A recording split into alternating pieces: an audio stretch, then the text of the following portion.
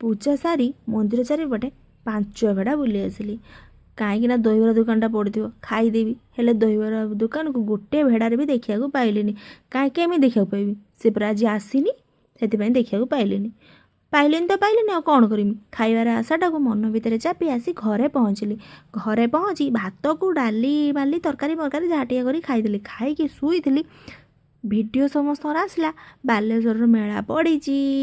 ସେଥିପାଇଁ ସ୍ୱାମୀଙ୍କୁ କହି ମେଳାକୁ ବାହାରି ଆସିଲୁ।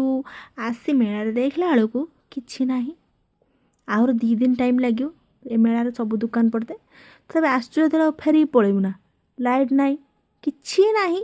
ଟର୍ଚ୍ଚ ଜାଳିଲୁ, ମୋବାଇଲ ଖୋଲିଲୁ, ଟର୍ଚ୍ଚ ଜାଳିଲୁ, ଜାଳିକି ଖାଲି ବୁଲିଲୁ, କିଛି କିଣିବାର ନାହିଁ ହେଲା। କାହିଁକିନା ସବୁ ତ ଅନ୍ଧାରିଆ ଦେଖାହେଉଥିଲା, ତୁମେ କିଣିବ କ'ଣ? ଏମିତି ବୁଲି ବାଲିକିନା ଘରକୁ ପଳେଇ ଆସିଲୁ।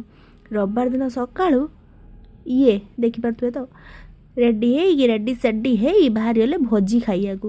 ସିଏ ତାଙ୍କର ପଳେଇଲେ ସିନା ମଟନ ଭୋଜି ଖାଇବାକୁ, ଆମେ ତ କିଛି ଖାଇବୁ ନା। ମୋ ପାଇଁ ଗୋଟେ ଟିଫିନ୍ରେ ପୁରେଇକି ମୋ ମାଉସୀ ପଠାଇଥିଲା ଶୁଖୁଆ। ମାଉସୀ ପଠାଇ ନଥିଲା, ମାମୁଁ ଘର ଦେଇଥିଲେ ମାଉସୀ ଘରକୁ।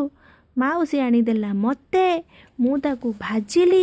ଭାଜିକି ବାଇଗଣ ବିଲାତିରେ ପକେଇ ଚଗଟାଟେ କରି ପଖାଳ ଭାତ ସହିତ ପାଗଟେ କରି ଖାଇଲି।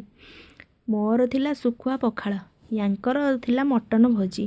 ବାକି ରହିଲା ଏଇ ଯେଉଁ ପିଲାଟି, ୟା ପାଇଁ ହେଇଥିଲା ଡାଲିକୁ ଅଣ୍ଡା ପିଠା ଆଉ ଆଳୁ ଚକଟା। ସେଇଟା ତାକୁ ଭଲ ଲାଗିଲା, ସିଏ ଖାଇଦେଲା। ମୋର ଏଇ ଯେଉଁ ପାଗଟା ଶୁଖୁଆ ପକେଇ ରଗଡ଼ିକି ଦଳିଦେଲି, ତା ଭିତରେ ମୋର ଗୋଟେ ହାତ କାଟିଥିଲା ବିଲାତି କାଟିଲା ବେଳେ, ସେ ଏମିତି ଖେଞ୍ଚିଗଲା ମାଲୋ ମା। ତଥାପି ମାନେ ଶୁଖୁଆ ଖାଇବାର ଆଶାଟା ମନ ଭିତରେ ଏମିତି ଥିଲା, ସେଗୁଡ଼ା ମୋତେ ସହିତ କିଛି କାଟିଲାନି।